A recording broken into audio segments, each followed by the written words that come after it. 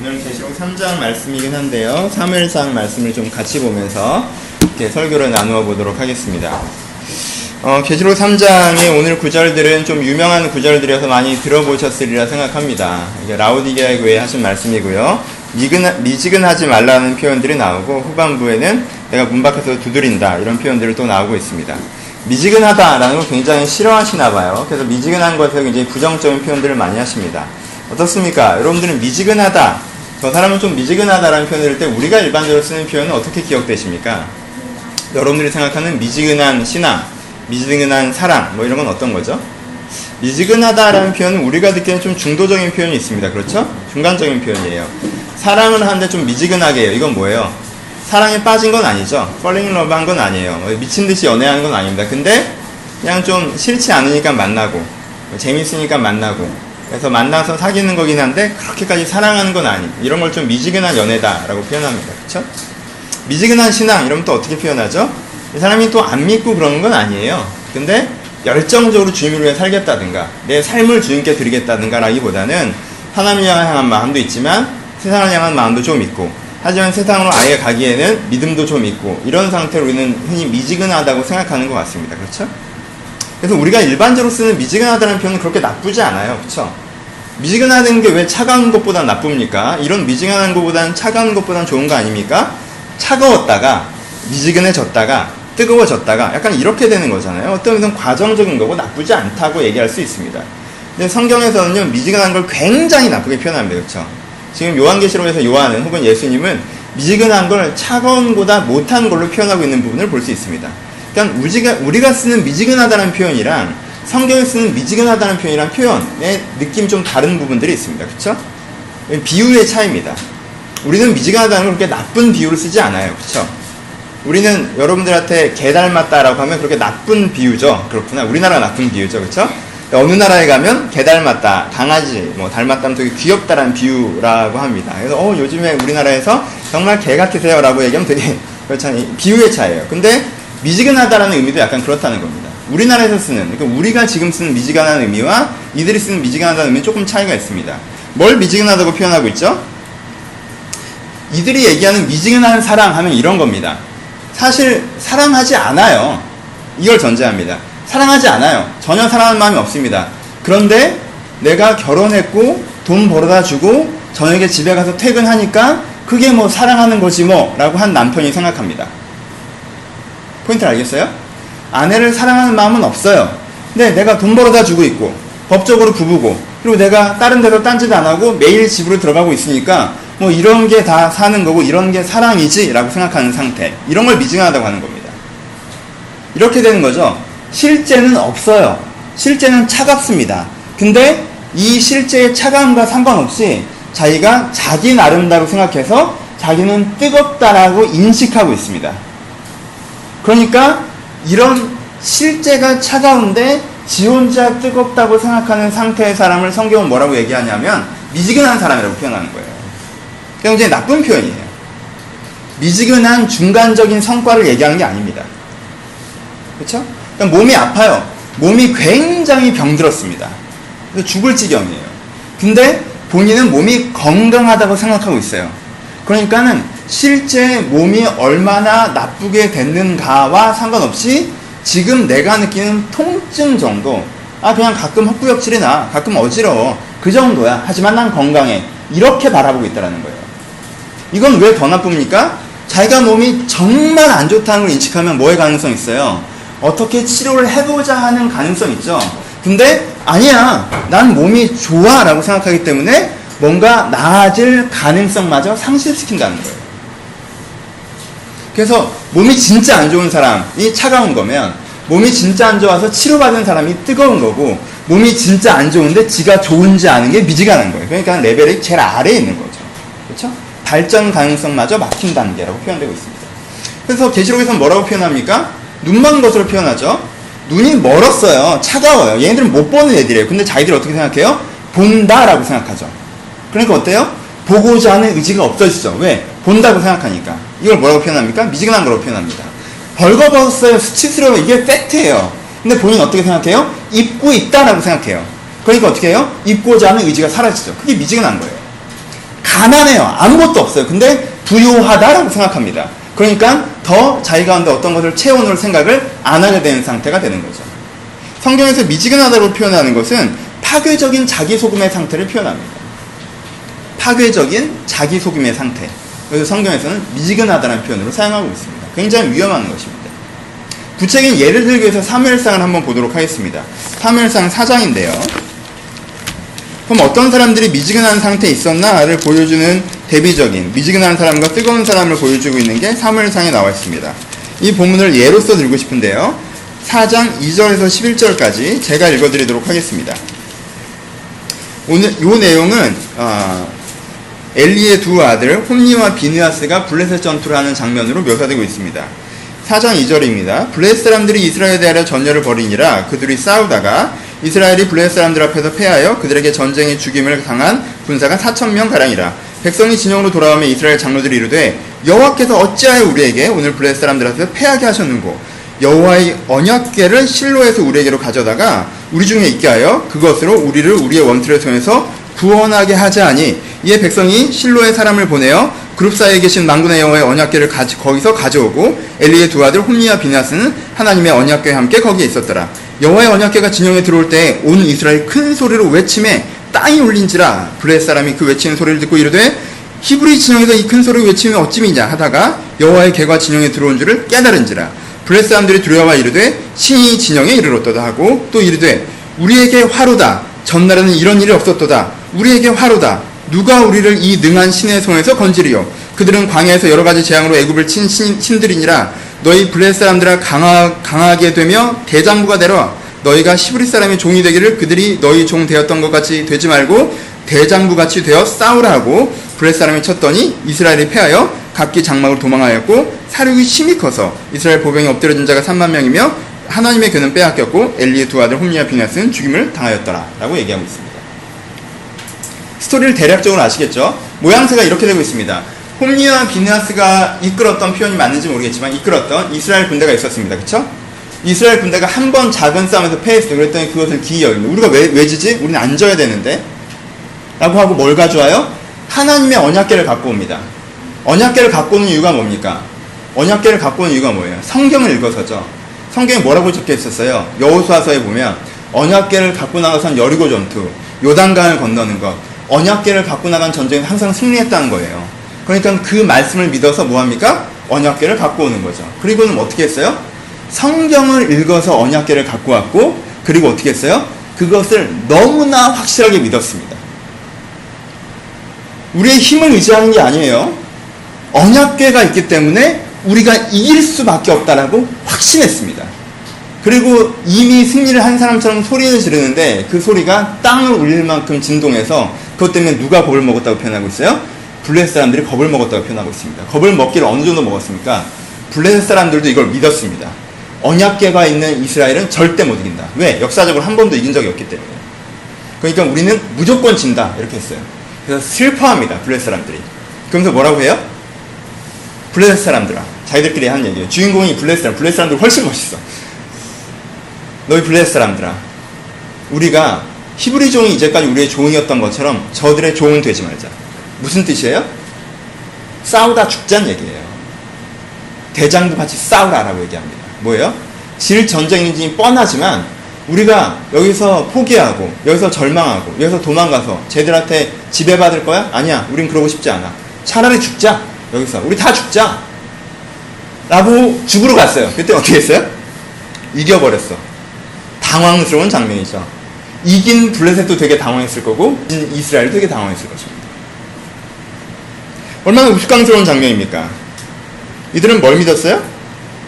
성경을 믿었습니다. 그쵸? 근데 어떻게 믿었어요? 성경에 나와 있는 사건적 샘플, 성경에 나와 있는 장면적 유사성을 믿었죠. 나도 전쟁을 하고 있는데 성경에서 전쟁 장면을 찾아보자. 이때가 전쟁하고 있네. 그러니까 어떻게 이겼어? 이렇게 하니까 이기네. 그러니까 나도 이렇게 하니까 이기겠지? 라고 확실히 믿었습니다. 근데 어떻게 했어요? 졌죠. 문제가 뭐예요? 이 사람은요 굉장히 형태적으로 접근을 합니다. 여리고성에서 이겼을 때 여리고성에서 승리했던 이유가 언약궤가 있었기 때문입니까? 하나님이 그 전쟁을 시키셨고 이들이 하나님께서 사랑받았던 사람들이고 하나님과의 건강한 관계성 속에 있었고 그래서 하나님이 이 전쟁을 하라고 명령한 그 명령 가운데 해서 이긴 겁니다. 지금 홈리와 비느하스의 이 군대는요, 하나님과 어떤 사이냐면요, 홈리와 비느하스가 하나님을 무시해서 하나님이 얘네들을 죽여버리겠다고 마음을 먹어서 블레셋을 데려온 상황인 거예요. 나는 하나님한테 전혀 관심도 없고 하나님을 신경도 쓰지 않고 내 멋대로 내 좋을 대로 내가 좋아하는 여자 만나고 내가 좋아하는 돈 벌어가면서 그렇게 살아왔던 홈리와 비느하스예요. 그런데 전쟁을 딱 하게 되니까 갑자기 성경을 펼쳐들더니 어떻게 하면 이기냐, 이렇게 하면 이긴데 이렇게 한번 해보자, 이런 식으로 접근을 하는 겁니다. 그래서 다 죽습니다. 이게 전형적인 어떤 거예요? 미지근한 상황입니다. 하나님이랑 나랑 관계는 어때요? 완전 제로입니다. 관계가 완전히 무너져 있어요. 근데 자기는 뭐하고 있으니까? 제사는 계속 드렸으니까, 언약궤도 갖고 있으니까, 자기가 레위 지파니까, 이제까지 하나님께서 전쟁을 하면 이기게 해줬으니까 이건 이기는 거고 나는 괜찮은 신앙이라고 생각하고 있다는 거예요. 실제는 이런데 자기 실제를 직시하지 못합니다. 뭐 때문에? 자기가 가지고 있는 현상적인 것들 때문에. 그래서 다 죽습니다. 전형적인 미지근한 경우입니다. 얼마나 차가운 것보다 안 좋은 상태입니다. 현대적으로 봅시다. 이런 경우들은 굉장히 많이 발생합니다.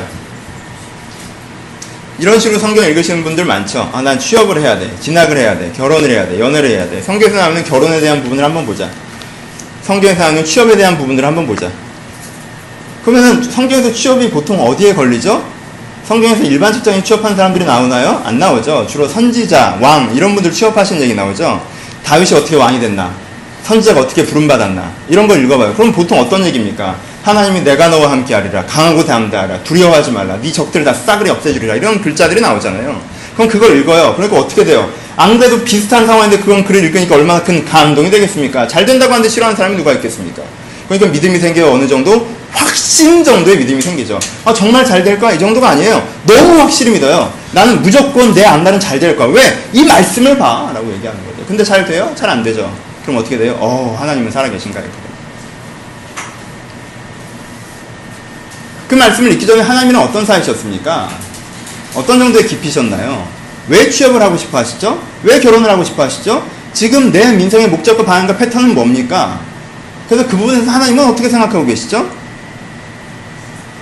사전대화, 소통, 교감, 팩트 없이 현상을 따라하는 것. 현대기독교의 가장 대표적인 케이스는 예수 믿는 겁니다. 그렇죠? 예수 믿는다는 건 세 가지 의미가 있습니다. 첫 번째는 뭐예요? 예수를 믿는다는 건 십자가를 믿는다는 거죠. 십자가를 믿는다는 의미가 뭡니까? 십자가를 믿는다는 건 첫 번째, 하나님은 무조건 맞다라는 거예요. 그렇죠? 우리가 잘못되어 있고 우리가 죄인이라는 걸 인정하는 게 십자가를 믿는 거기 때문에 첫 번째, 하나님은 무조건 맞다를 믿는 거예요. 두 번째, 뭘 믿는 겁니까? 하나님은 우리 가운데 대신 죽기 위해서 찾아올 만큼 우리를 사랑한다는 걸 믿는 거예요. 그렇죠? 하나님은 무조건 맞은데 하나님은 우리를 위해서 대신 죽고 싶어 할 만큼 우리를 좋아한다, 사랑한다는 걸 믿는 거예요. 세 번째, 그래서 나는 어떻게 된다? 무조건 변한다 라는 믿는 게 십자가를 믿는 겁니다. 그렇죠? 십자가는 세 가지를 믿는 거예요. 하나님 무조건 맞아요. 하나님은 나를 무지막지하게 사랑해요. 그리고 나는 그래서 하나님과 함께 변화될 수 있어요. 세 가지를 믿는 게 십자가를 믿는 거예요. 그렇죠? 근데 어떤 사람들이 이렇습니다. 많은 사람들이 이렇기도 하죠. 예수 믿으세요? 예, 예수 믿습니다 라고 대답합니다. 그럼 진짜 하나님이 맞다고 믿습니까? 아니요. 이 부분에서 하나님은 난 이렇게 하라고 하시면 난 저렇게 할 건데 하나님은 나한테 왜 그러세요? 전 이렇게 할 거예요. 하나님 이상한 생각을 하시네. 전 이렇게 할 거예요. 하나님 당신을 정말 사랑하세요. 그건 잘 느껴본 적이 없는데, 잘 모르겠는데. 당신은 변할 수 있어요. 난 변하고 싶지도 않고 변할 것 같지도 않은데. 그럼 이 사람은 예수를 믿는 거예요? 안 믿는 거예요? 근데 이 사람은 자기가 예수를 믿는다고 생각합니다. 왜요? 예수를 믿으라고 했을 때 예라고 대답한 적이 있기 때문에 그렇습니다. 그렇죠? 이게 세례식 때건 전도지를 받았을 때건 언제건 한번 예라고 대답한 적이 있다라는 거예요. 어떤 과거적인 사건으로 있는 거예요. 이게 뭐예요? 그게 예수를 믿는 거라고 생각합니다. 그러니까 실제 예수를 안 믿어요. 예수를 믿는 거라고 생각해요. 그러니까 이 사람은 예수 믿을 기회가 사라져요? 나타나요? 아니요. 사라지죠. 오히려 차가운 사람들보다 기회가 사라집니다. 그럼 자기가 예수를 믿기 때문에 천국에 갈 거라고 홈리와 비느하스 이상으로 확신하죠. 우리는 무조건 이길 거라고, 무조건 천국에 갈 거라고. 현대기독교에서는 이게 패턴화됩니다. 비유적인 신앙, 모양새 비슷하면 다 따라하는 거. 어디 떠날 때 되면 떠나는 거 찾아보고, 전쟁할 때 되면 전쟁할 거 따라하고, 어려울 때 되면 어려운 사람들 찾아보고, 장면의 유사성을 취하는 신앙. 막연한 교리적으로 내가 접근하는 신앙. 신앙이라고 하는 건 기본적으로 3단계의 패턴을 거칩니다. 뭐예요? 첫 번째는 깨달음이에요. 아, 내가 진짜 어떤 사람이구나. 하나님이 진짜 어떤 분이시구나. 깨닫는 거예요. 깨닫는 다음에 뭐가 옵니까? 2단계 내적 변화가 옵니다. 내 내면이 변해요. 그리고 3단계 뭐가 오죠? 삶이 변합니다. 이걸 지금 계시록에서는 어떻게 표현했습니까? 깨달아요. 내적 변화. 아, 깨달아요. 깨닫는 단계. 아, 내가 이런 사람이구나. 깨달아요. 새로운 정체성을 받아요. 그걸 뭐라고 표현합니까? 벌거벗지 않았다고 표현하죠. 새로운 흰옷을 입었다고 표현합니다. 새로운 흰옷을 입었다는 건 정체성을 표현하는 것입니다. 이제까지는 죄인이었으나 나 이제 새 사람이 되었다는 것이 옷을 입는다는 표현입니다. 성경에서 사용하는. 흰옷을 입었어요. 깨끗한 사람이 됐어요. 제대로 된 사람이 됐습니다. 첫 번째, 정체성의 변화를 갖는 거예요. 두 번째, 뭐가 바뀌어요? 내적 변화가 바뀌죠. 내적 변화가 바뀐다는 게 무엇입니까? 가치관이 바뀐다는 거예요. 다른 표현은 뷰가 바뀐다는 것입니다. 이제까지는 눈 멀었다. 이제 어떻게 된 게 보게 되는 거죠. 내적 변화입니다. 세 번째는 뭐가 바뀌죠? 세 번째는 삶의 현장이 바뀌어요. 삶이 바뀐다고 했습니다. 삶의 현장이 바뀐다는 건 그냥 행동 패턴의 변화를 얘기하는 것이 아닙니다. 여기서는 네가 고난으로 받은 정금을 사다가 네 부유함을 채우라고 했습니다. 정금은 뭐죠? 변화된 완결성을 표현합니다. 고난은 뭐예요? 내가 삶의 현장에서 어떤 어려움이 있건 어떤 불편함이 있건 그 속에서 하나님의 내적 변화, 새로운 뷰를 유지해 나가는 것을 통해서 내가 체득한 내 온유함, 내 경건함, 내 의로움, 그런 것들이 뭐예요? 내 부유함이죠. 그렇죠? 이게 신앙이에요. 이게 계시록이 얘기하는 신앙입니다. 새 옷을 입고 눈을 떠서 정금 속에서 나온, 고난 속에서 단련된 정금으로 정금을 하나님께 사서 부유해지는, 이게 신앙입니다. 근데 그 사람들이 이 세 가지가 없어요. 근데 이 세 가지가 있다고 생각하죠. 자주 깨달음은 체험으로 대체됩니다. 내가 어떤 사람인지 깨닫지 못했어요. 하나님 어떤 분인지 깨닫지 못했습니다. 근데 뭐가 있어요? 체험이 있습니다. 무슨 체험? 뭔가 봤다든가 뭔가 느꼈다든가, 주로는 울었다든가 이런 거죠. 하다가 날 몸부림치면서 울었다. 내가 그때 뭘 봤다, 뭘 들었다. 내적 변화는 종교 형식으로 대체됩니다. 네가 그랬어? 그럼 이 형식을 따라하면 돼. 주일날 예배드려, 세례받아, 봉사활동해, 11조간, 요거 하면 되는 거야. 내적 변화는 종교 형식으로 대체됩니다. 세 번째, 삶의 변화는 삶의 축복으로 대체됩니다. 내가 이런 체험 갖고 이걸 열심히 따라했더니 이게 잘 되더라. 깨달음, 내적 변화, 삶의 변화. 체험, 종교 참여, 삶의 풍요. 전혀 다른 류의 종교입니다. 그렇죠? 어떻습니까? 여러분들 이제까지 일반적으로 쓰는 기독교에서 어떤 개념들을 사용하셨습니까? 제 예수 믿어. 들어봤더니 체험이 있더라고, 체험.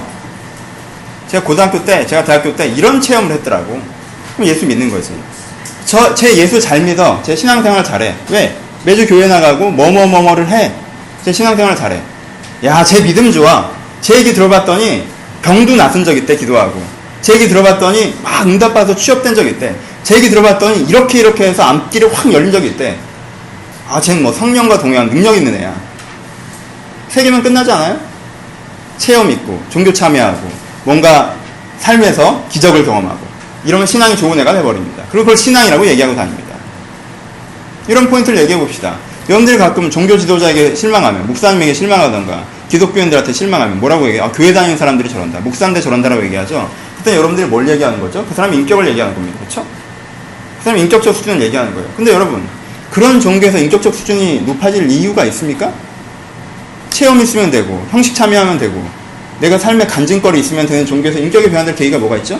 없습니다. 이런 식의 종교관에서는 그 종교의 지도자이건 그 종교의 구성원이든 인격이 변화될 계기가 하나도 없어요. 변하라고도 안 했고 변할 수도 없고 변할 이유도 없습니다. 그런데 어느 날 시점에 야, 너 때문에 사회에서 교회가 욕먹잖아. 그러니까 인격적인 척해라고 얘기하는 것 외에는 변할 게 아무것도 없는 거죠. 이런 교회가 있었습니다. 얼마나 아름다운 일입니까? 이런 교회가 초대교회도 있었으니까 우리 수준도 그렇게 떨어지는 건 아닌 것 같습니다. 교회 이름은 라우디게아 교회였습니다. 보지 못하는데 본다고 생각하고, 더러운데 깨끗하다고 생각하며, 가난한데 부유하다고 생각합니다. 경험은 했지만 변화가 없는, 오병이어의 기적을 경험을 한 대부분의 사람들은 예수를 믿지 않았습니다. 나음을 받은 10명의 문둥병자 중에 9명은 그냥 갔습니다. 9명은 경험은 있고요. 1명은 변화가 있는 깨달음입니다. 이런 식의 대체가 우리 가운데 많이 일어납니다. 우리 스스로 내가 어디 서 있는지 고민해 볼 필요가 있어요. 이런 식의 변질된 이 라우디게아 교회는 자기들이 별 문제 없다고 생각했습니다. 심지어는 자기가 굉장히 괜찮은 교회라고 생각했습니다. 왜요? 교회 다니는 사람들 중에 간증거리가 많아요. 이 사람은 이런 문제를 해결했고, 이 사람은 이렇게 대박이 났고, 이 사람은 저렇게 잘 됐어요. 교회 다니는 사람들 중에 참여율이 좋습니다. 매주 교회에 100% 출석을 합니다. 봉사도 많이 하고요. 사역도 많이 합니다. 교회 다니는 사람들이 대부분 영적 체험의 경험들이 있습니다. 하지만 그 교회에 인격적인 변화, 내적인 변화, 사원 정금의 변화, 성령의 열매 이런 게 있습니까? 없습니다. 근데 없는 거에 대한 문제의식이 없다라는 것입니다. 초대교회 7교회 중에 가장 욕먹은 교회입니다. 예수님께서는, 그리고 요한은 7교회를 얘기하면서 초대교회 이후, 초대교회 후반부부터 교회가 어떤 식의 변질에 도전이 있을 것인지 샘플을 들어서 4교회를 얘기하고 있습니다. 7교회 중에 욕먹은 교회가 4교회가 됩니다. 그리고 그 4교회 중에 가장 문제적으로 제시하고 있는 교회가 바로 이 교회라는 것입니다. 우리는 두 가지의 생각을 해야 됩니다. 지나치게 절망하지 않고 지나치게 희망하지 않는 것이 필요합니다. 예수님은 이 교회도 사랑하신다라고 표현했습니다. 그러니까 그건 교회도 아니야 라는 식으로 가서는 안 됩니다. 아, 난 진짜 아무것도 아니었구나 라고 가서도 안 됩니다. 예수님께서는 그 교회도 사랑하신다고 했습니다. 하지만 예수님은 똑같이 계속 그러면 토해버리겠다고 하셨습니다. 토해버리겠다는 건 무슨 뜻입니까? 그건 교회라고 부르긴 어렵다라는 거예요. 오케이, 직면의 용기가 필요합니다. 우리는 어떻습니까? 나는 어떻습니까? 내가 이번 주에 제일 좋아하는 노래는 2NE1의 어글리라는 노래 있습니다. 아십니까? 최고입니다. 한번 들어보세요. 아, 저는 정말 쇼크를 받았다. 와, 정말 멋있습니다. 저는 산드라박을 이제까지 별로 안 좋아했었는데 팬이 됐습니다. 어글리라는 노래 후렴구 가사가 나옵니다. 난 못생겼고 아무도 나를 사랑하지 않고 블라블라블라 이렇게 전반부 진행한다. 보통 후렴 가면 어떻게 하죠? 그래도 난 멋있어 라든가 그래도 난 괜찮아 라든가 뭐 이렇게 갑니다. 후렴구에서 계속 그 얘기를 합니다. 나는 못생겼어. 아무도 날 사랑하지 않아. 나도 쟤처럼 이뻐지고 싶어. 이게 후렴 가고 노래가 끝납니다. 얼마나 감동적이든지. 이 교회 이 노래의 매력은 어설픈 위로가 없다는 점이 있습니다. 못생겨도 괜찮은 얘기를 함부로 하지 않습니다. 못생겼으니까 안 괜찮습니다. 그러고 끝납니다. 노래가. 좋은 노래입니다. 저는 못생긴 여고생 5명 정도가 노래방에서 이 노래를 부르는 상상을 한번 해봅니다. 왜요? 얼마나 멋있습니까? 못생긴 여자애 5명이 난 그래도 이 부분은 예쁘지 이딴 식으로 자기를 과장하지 않고 나는 정말 못생겼다고 소리질러 함께 합창하는 모습. 왜? 추해? 왜 아름답지 않아요? 외모의 문제여서 어떻게 생각할지 모르겠지만 직면은 아름다운 것입니다. 직면은 아름다운 거예요. 사실 자기가 못생겼다고 생각하면서 그래서 자신감이 없으면서 그래도 특정 각도의 거울만 한 번 보고 나와서 자기가 계속 그런 얼굴인 줄 알고 하루를 돌아다니고 이거 어리석은 짓입니다. 못생겼습니까? 못생긴 겁니다. 그럼 못생긴 걸 저 여자애처럼 되고 싶어서 뜯어고치든가 아니면 매력적인 뭔가가 되든가. 여러분 이게 2NE1이니까 부를 수 있는 노래예요. 소녀시대가 이런 노래 부르면 진짜 재수없습니다. 시얼이 부르니까 가능한 거예요. 시얼이 부르니까 가능해요. 얼마나 확 와닿습니까? 왜요? 쟤는 못생겼죠. 하지만 멋있습니다. 그렇죠? 괜찮지 않아요? 직면하십시오. 어설프게 여러분들 합리화하지 마십시오. 어설프게 여러분들 치장하지 마세요. 어설프게 눈길을 훅 돌리지 마십시오. 내가 현재 하나님 앞에 어떤 상태인지 선명하게 보십시오. 그런 상태면 내가 한심하고 문제적이고 뭐가 많은 것 같아서 난 그래도 이 정도 신앙은 있잖아. 난 그래도 이 정도는 될 거야. 난 그래도 이거는 믿어. 난 그래도 이렇잖아. 라는 식으로 하지 마십시오. 그렇게 치장을 하기 시작하면 어느 시점에서 내 팩트와 내 거치장이 완전 괴리돼 버리는 것입니다. 신앙적으로 하나님 보시기엔 되게 한심한 상태인데 자기는 신앙이 좋다고 생각하고 주변에서 신앙이 좋다는 상황에 봉착하게 되는 것이죠. 그리고 그런 사람들이 모여있으면 그것 같은 쥐약이 없습니다. 안 그래요? 지들끼리 격려하거든요. 지들끼리 동기부여하고 함께 소리 지르며 믿음의 확신을 같이 얻고 그런 신앙의 사람들이 우리가 세상을 변화시킬 거라고 함께 모여서 소리 지르는 동안 마치 변할 것처럼 느끼는 그게 믿음입니까?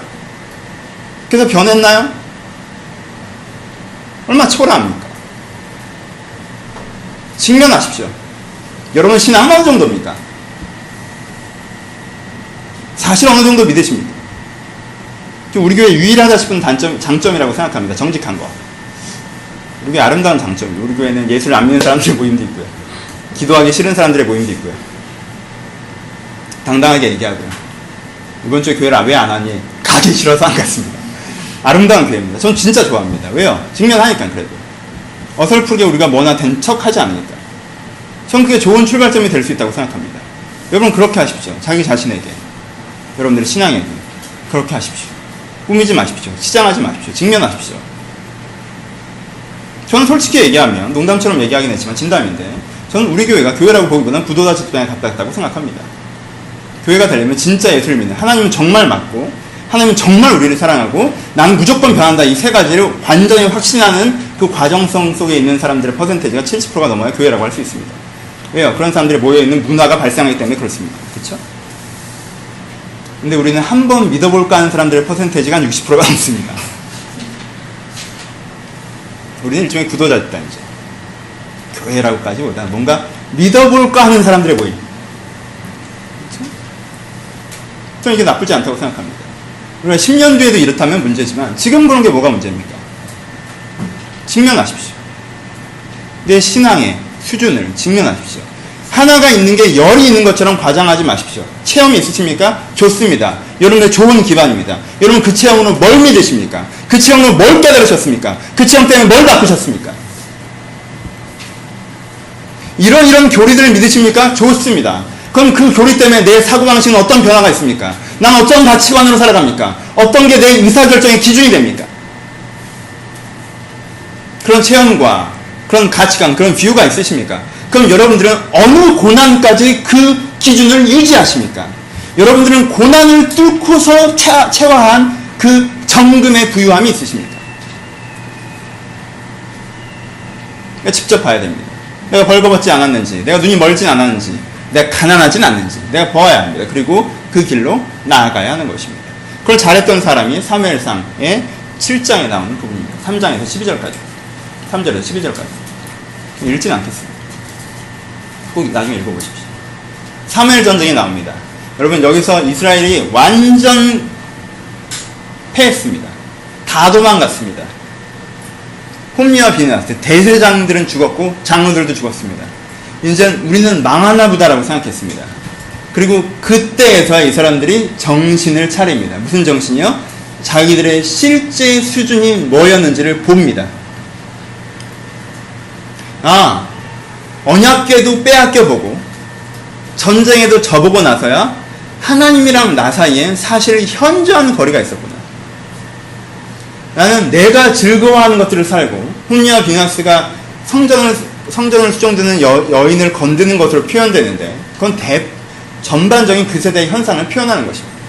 내가 즐거워하는 것에 집중하고 있고 내가 갖고 싶은 것에 집중하고 있었던 그 세대의 특징, 그거 외에는 아무것도 보이지 않아서 사실은 하나님의 뭔에 큰 관심도 없었던 내 모습. 그래서 하나님은 나와 단절되어 있었고 하나님은 나에게 분노해 있었으며 그래서 나는 하나님과 상관없는 인생을 살아가고 있어서 내가 왜 더 이상 개입해서 네 인생에 개입해야 되느냐라고 하나님이 얘기하시고 있는 그 단절성 속에 내가 있다는 걸 그들이 직면합니다. 그래서 그들이 미스바라는 곳으로 모입니다. 7, 80년대까지 미스바, 축복 대성회 이런 거 되게 많이 했었습니다. 우리나라에서. 유명한 지명입니다. 이들이 얼마나 험불하게 나오냐 하면요. 성막이 있습니다. 성막으로 가지 않습니다. 왜요? 법궤는 벌써 빼앗겼다가 다른 데 있으니까. 성막으로 가지 않습니다. 자기들끼리 어떤 위대한 집회를 만드는 것이 아닙니다. 미스바라는 벌판에 모입니다. 그냥. 벌판에 모여서 웁니다. 벌판에 모여서 그냥 어떠한 종교 형식, 화려한 대제사장, 언약궤의 그 놀라운 위대한 역사적인 고백 이런 거 다 없이 벌판에 엎드려져서 웁니다. 하나님과 내 사이가 이 지경이 됐군요. 우리는 이젠 어떻게 해야 됩니까? 직면하는 것입니다. 하지만 그것은 직면에서 끝나는 것이 아닙니다. 두 번째죠. 직면하면서 주님의 개입을 기대하는 것입니다. 주님, 이 지경이 됐습니다. 하나님과 나 사이가 이렇습니다. 하지만 그럼에도 불구하고 나를 좀 돌아봐 주시옵소서. 여기서는 전쟁의 양상이 정반대로 흘러가는 것을 볼 수가 있습니다. 반대로 흘러갑니다. 이 사람들은 기도하러 모였는데 블레셋은 싸움에서 이겼던 그 자신감으로 그냥 모여있댄다, 다시 한번 무너뜨려 버리자라고 해서 군대를 끌고 몰려옵니다. 기도하러 모였던 사람들은 전쟁 중보가 돼 있지 않았습니다. 그래서 회개 기도하러 모였는데 이렇게 끝나나 라고 생각합니다. 하지만 그 전쟁에서 하나님께서 이스라엘을 돌보십니다. 전쟁의 승리가 중요한 것이 아닙니다. 그들과 함께 하셨다는 증거가 중요한 것입니다. 이것이 그러면 우리가 해야 되는 지금 계시록에서 예수님이 라우디게아 교회에 요구하시는 그 패턴입니다. 예수님께서 이들 가운데 어떻게 하라고 하십니까? 제발 좀 깨달으라는 것입니다. 뭐예요? 너의 벌거벗은 것을 제발 좀 깨달으라는 것입니다. 너의 눈먼 것을 제발 좀 깨달으라는 것입니다. 너의 아무것도 없는 그 가난함을 깨달으라는 것입니다. 어떤 기적으로 돈은 벌었을지 모르겠지만 어떤 내면적인 열매가 없는 사랑과 희락과 화평과 오래 참음과 자비의 양성과 충성과 온유의 절제, 예수님이 얘기하신 열매나 예수님이 얘기하신 정금은 이런 것들인데 그런 건 하나도 없는 그들 가운데 너희 얼마나 가난한지 보라는 것입니다. 그리고 그것 때문에 안타까워하라는 것입니다. 이게 첫 번째 여러분들 해야 될 것입니다. 여러분의 수준을 보십시오. 팩트를 보십시오. 치장하지 마십시오. 과장하지 마십시오. 변질되지 마십시오. 스스로 속지 마십시오. 신앙은 그냥 하나님과 나 사이의 관계입니다. 보는 것이요. 내 벌거벗은 것과 내 눈먼 것과 내 가난한 것을 보는 것이요. 두 번째는 뭘 해야 됩니까? 예수님께서 두 번째 이들에게 하는데 이걸 기억하라고 합니다. 뭐죠? 하나님은 그럼에도 불구하고 지금 이 순간에도 문 밖에 서서 어떻게 하고 계신다? 너의 마음의 문을 두드리고 계신다. 사무엘서와 같은 패턴입니다. 사무엘서에서도 하나님, 우리가 이 모양이군요라는 회의주의와 비극과 결말 가운데 있는 것이 아니라 우리가 이 모양이지만 이제는 아무것도 없지만 살아있는 하나님이 제발 다시 한번 우리 가운데 찾아오소서라고 고백합니다. 계시록에서도 마찬가지 패턴을 얘기합니다. 하나님, 내 벌거벗은 거, 눈먼 거, 내가 가난한 거, 이것을 해결할 수 있는 유일한 방법은 하나님과 다시 한번 형식의 교제가 아니라 제사를 드리는 게 아니라 교회를 왔다 갔다 하는 게 아니라 간증을 자랑하는 것이 아니라 체험을 기억하는 것이 아니라 지금 살아계셔서 내 마음 눈앞에서 여전히 나에게 찾아오고 계시는 그 인격을 내가 초대하는 것, 그 인격을 내가 인정하는 것, 그것이 너희가 변할 수 있는 방법이며 네가 신앙을 시작했던 이유라고 다시 한번 이야기해 주시는 것입니다. 이 단계로 나가셔야 됩니다. 이렇게 표현합니다. 물은 내 사랑하는 자를 책망하며 징계하노니 그러므로 내가 열심을 내라 회개하라. 너 있는 것 같아? 너 아무것도 없어. 너 보는 거 네가 뭘 봐? 네가 깨끗한 것 같아? 너 더러워. 이렇게 얘기를 들으면 사람이 마음이 어때요? 절망스럽죠. 한심하죠. 답답해집니다. 정원이가 지난주 설교가 너무 좋아서 집에 갔대요. 설교가 좋으면 집에 갑니다.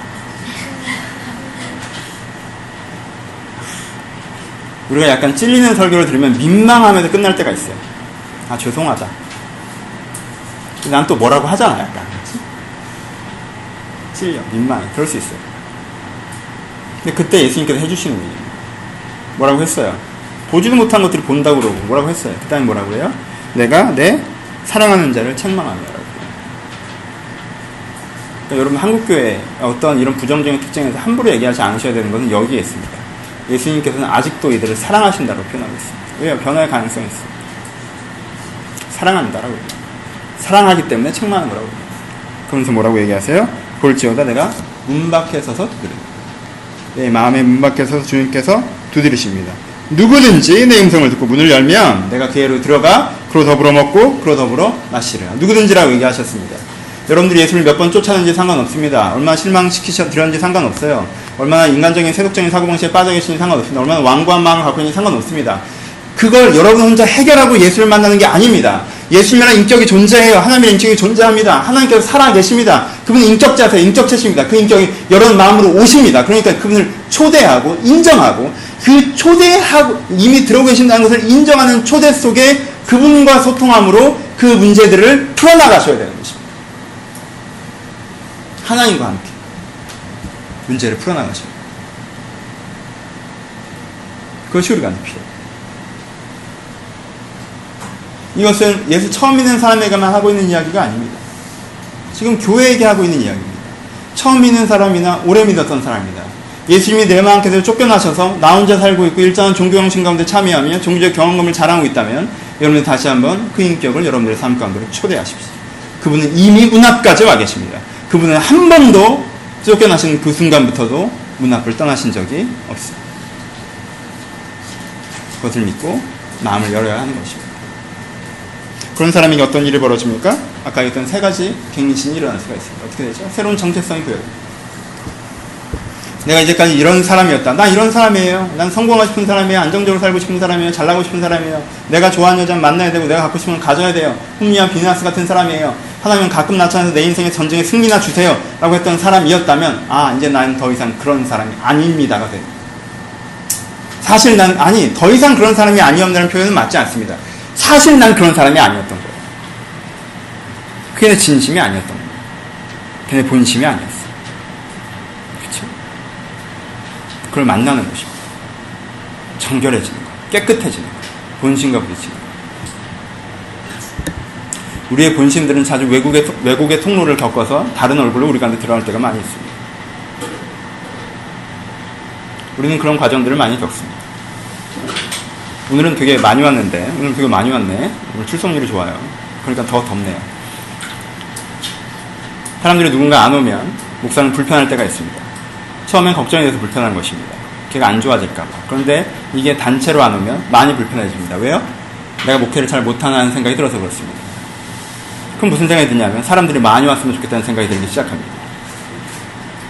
다 와서 앉아있으면 내가 잘하고 있는 것 같고 적게 와서 앉아있으면 내가 못하는 생각이 듭니다.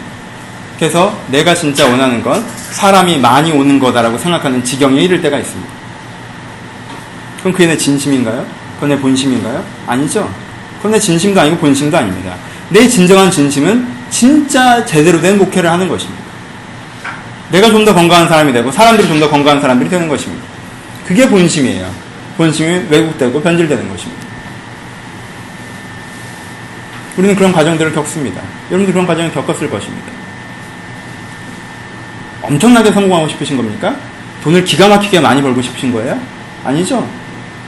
여러분들은 이 사회에서 쓸모없는 사람이 아니라 사회에서 그냥 쓸모있고 의미 있는, 영향이 있는 사람이 되고 싶은 걸 수 있습니다.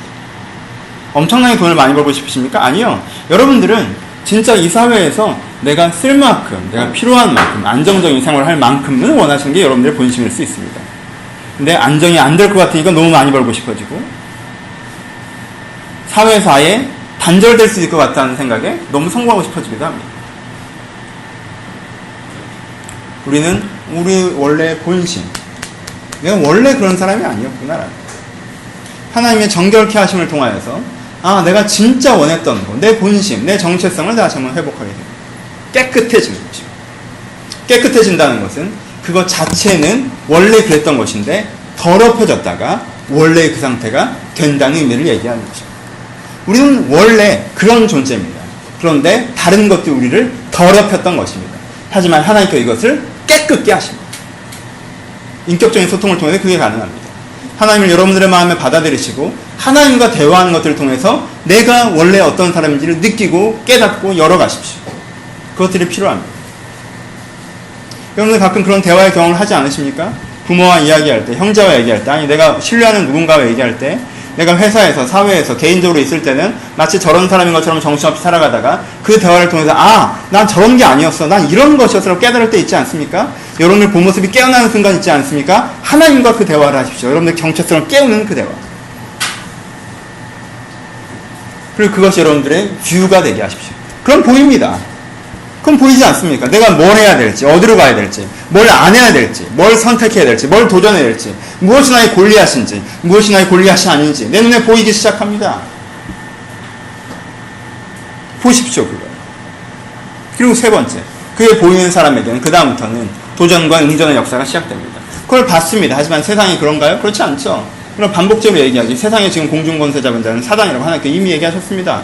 세상은 운명론적으로 하나님의 뜻대로 돌아가는 것이 아니에요. 하나님은 그렇게 지금 세상을 운영하지 않고 계시고 혹은 못하고 계십니다. 그러니까 세상은 세상의 방법들이 있다는 거예요. 그럼 어떻게 됩니까? 여러분들의 방법, 여러분들의 관점 달리면 부딪히는 부분들이 생기겠죠. 매번 일부러 부딪히라는 얘기가 아닙니다. 세상에 좋은 관점을 보는 사람도 있습니다. 협력하십시오. 하지만 부딪힐 때가 있습니다. 하지만 여러분들이 그것들에 대해서 부딪히기 때문에 불편하고 포기하지 않고 여전히 부딪혀내면 그때 진짜 여러분들의 것이 되는 것입니다. 그렇죠? 뷰가 아니라 내 체질이 되는 거죠. 내가 되는 겁니다. 나는 사랑하기를 기대하는 사람에서 처음에는 사랑을 아는 사람에서 시작해서 난 사랑의 사람이구나. 사랑을 기대하는 사람에서 사랑을 보는 사람으로 갔다가 난 사랑하는 사람이 되는 것이죠. 체화되는 거예요. 예수님께로 가서 그 연단한 그 금을 사는 거예요. 그것이 교회 안에서 일어나는 일이고 일어나야 하는 일이고 일어나고 있는 일이라는 것입니다. 내 설교가 되게 좋았나 봐요. 흥분해서 겁나 달렸습니다. 이제 마무리합시다. 오늘 되게 빨리 끝나겠네요. 사랑하는 여러분, 루즈해지지 마십시오. 루즈해지지 말라는 것은 뭔가 긴장하고 형식을 지키는 것을 얘기하는 것이 아닙니다.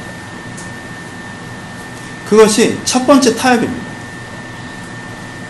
나이 가운데 하나님과 소통하는 것이 필요하다라는 마음의 심지를 기억하기 어려우니까 큐티해야지 이런 식으로 가는 거예요.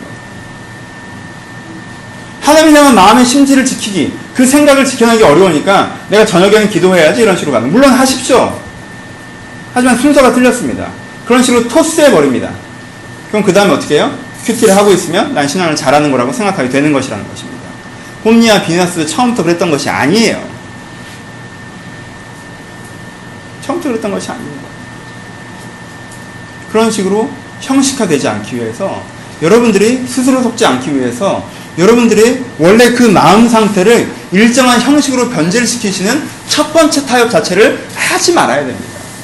여러분 스트림 속에 있으면 하나님께서는 끝없이 관대하십니다. 하나님 전 여전히 이런 게 싫어요. 하나님 전 여전히 이 정도는 해야겠어요. 하나님 전 여전히 이걸 갖고 싶어요. 라고 얘기하면 그 대화를 하나님이 인격적으로 쉼없이 여러분들과 해나가십니다. 여러분들이 아직 그 수준이라는 걸 책망하거나 정죄하지 않으십니다. 거기서부터 더불어 가시고 바꿔 가십니다. 하지만 여러분들을 외면하는 순간, 단절하는 순간, 일정한 형식으로 해서 토스시켜버리는 순간, 그때부터 진짜 변질이 시작되는 것입니다. 그래서 신앙 얘기 하라고 그러면 기도했니? 하고 있어요. 신앙생활 잘하는 거예요. 어떤 기도하고 있니? 그 정도 대화는 안 하는데.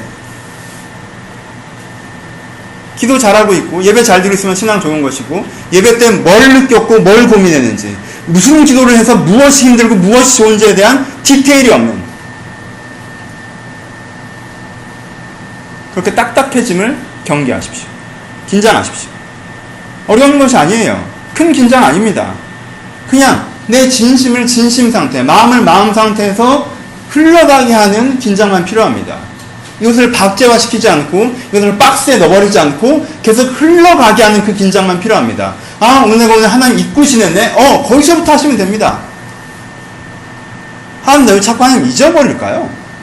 왜 생각이 전혀 안 날까요? 고민을 해보십시오. 기도를 해보십시오. 여러분들이 갖고 있는 이중적 사고방식에서 얘기하실 것입니다. 그 사고방식의 개연성을 찾아야 되는 얘기하실 것입니다. 그래서 사고방식이 통합되는 과정들에서 얘기하실 것입니다. 그렇게 변화되는 것입니다. 그 흐름을 만들어가는 게 필요해요. 우리는 변화되어져 나가요.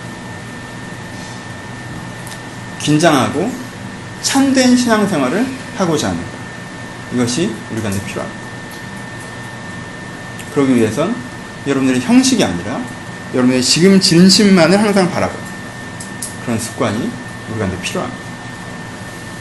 이것이 첫 번째. 두 번째, 항상 인격이라는 걸 기억하십시오. 기독교는 가치관이 아닙니다. 기독교는 체험이 아닙니다. 기독교는 환경의 변화가 아닙니다. 기독교는 그 인격과 소통하는 것입니다. 하나님은 지금도 여러분들을 문 밖에서 두드리십니다. 이 거대한 종교적 변질의 문제에 직면하고 있는 교회에게 예수님께서는 한 가지 대답만 주신다는 것입니다. 그냥 나와 더불어 먹고 나와 더불어 마셔라. 더불어 먹고 마시는 건 가족적인 관계를 얘기합니다. 물론 성찬식을 상징하기도 하지만 가족적인 관계가 먼저예요. 내가 너랑 같이 살게 하라. 그러면 문제는 장기적으로 해결되는 것이다. 지금 내가 이런데요? 시야가 없는데요? 정체성의 문제가 왔는데요? 나 이 부분이 어려운데요? 이걸 못하겠는데요? 어떻게 해야 되죠? 어떤 방법이 있죠? 어떤 퀄리티가 필요하죠? 아니요, 그러지 마시고 주와 더불어 먹고 마십시오. 소통하십시오. 교제하고. 못하는 건 못하겠다고, 힘든 건 힘들다고, 안 하고 싶은 건 안 하겠다고 그렇게 얘기해 나가십시오. 그 소통이 여러분들을 바꿔나가는 것입니다. 신앙에 대해서 나 혼자 앉아 고민하기를 멈추십시오. 신앙에 대해서 주님과 함께 대화하십시오. 그것이 우리 가운데 필요합니다. 신앙의 고민을 나 혼자 하다 보면 그것은 또 하나의 철학이 될 수밖에 없습니다. 내가 생각해낸다고 신을 향한 통로가 뚫리지는 않을 거 아닙니까? 그건 불교에서 하는 거고. 신을 찾아, 신을 만나, 신과 소통하여 내가 변화되는 거예요. 그 하나님이 나와 더불어 먹고 마시는 거예요. 여러분이 갖고 있는 거 이거 하나라는 것을 기억하십시오. 뭔가 좀 잘 해낸 다음에 보란듯이 그 앞에 서려고 하지 마시고, 내가 뭔가 결단하고 갱신하려고 하지 마시고, 있는 모습 그대로 보시고 있는 모습 그대로 나아가 하나님과 소통해 나가는 시간이 많아요. 그래서 직장에 있건 가정에 있건 어려운 일이 있건 쉬운 일이 있건 내가 실패했건 죄송하건 즐겁건 간에 그걸로 주님과 대화해 나가는, 그랬더니 내가 변화해 가는 게 따라오는 그 서정 속으로 들어가시는 것입니다. 이 정직관과 소통만 우리 가운데 있다면 그런데 신앙의 변화는 자연스럽게 따라올 것입니다. 진짜 말씀을 마치겠습니다. 우리는 자주 신앙에서 너무 어렵게 생각하는 경향이 있습니다. 제가 좀 그래요. 어렵게 가르치죠. 저랑 말을 해보시면 쉬운데 제 글을 읽으면 어려울 겁니다. 그건 제 단점입니다. 제가 똑똑해서가 아닙니다. 우리는 신앙을 좀 어렵게 생각하는 경우들이 있습니다. 그렇죠. 신앙은 어려운 것입니다. 신앙은 설명하려면 어려운 것입니다. 신앙은 그것을 무엇이 되는가를 보여주려면 어려운 것입니다. 하지만 신앙은 실제 하는 것은 그렇게 어려운 것은 아닙니다. 신앙을 하는 것은 쉬운 것입니다. 두 가지만 하시면 됩니다. 정직하게 주 앞에 마음을 여는 것입니다. 정직하게 내 모습을 보시고 그 정직한 마음 그대로 안 믿기면 안 믿긴다, 싫으면 싫다, 좋으면 좋다, 감사하면 감사하다, 죄송하면 죄송하다, 그걸로 주님 앞에 서는 것, 그리고 거기서부터 그 인격과 대화를 다시 한번 시작해보고자 하는 것. 그 인격이 이미 내 문 밖에서 나를 두드리고 있음을 인정하면서 그렇게 해보고자 하는 것. 그것을 통해서 우리가 변화될 수가 있습니다. 이런 소통이 여러분들이 사라졌으면 좋겠습니다. 이런 소통이 여러분들 회복했으면 좋겠습니다. 비장하기보다 주님을 초대하는 그 자연스러움으로 여러분들의 영혼에 하나님께서 새롭게 말씀하시는 그늘을 누르시기를 주님의 이름으로 축복합니다. 같이 기도하겠습니다.